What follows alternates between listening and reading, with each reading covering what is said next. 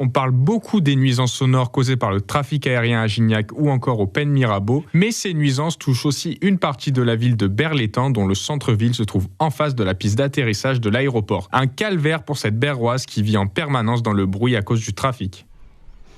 Bon, j'habite dans un appartement et du coup, les avions, je les entends pratiquement toutes les 2 minutes.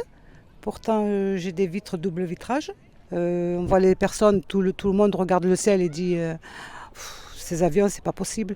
Et il faudrait faire quelque chose.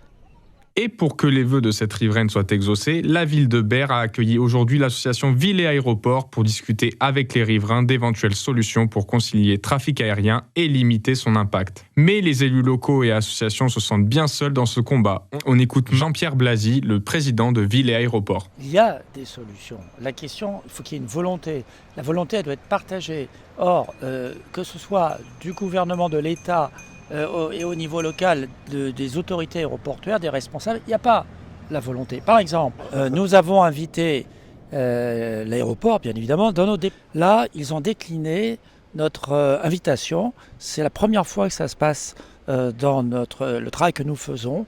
Nous allons sur site régulièrement. C'est la première fois qu'un aéroport refuse la discussion, l'échange tout simplement, l'échange avec notre réseau. Les représentants de Ville et Aéroport ont quand même rencontré des associations de riverains et transmettront leurs demandes au nouveau ministre des Transports d'ici la fin de l'année.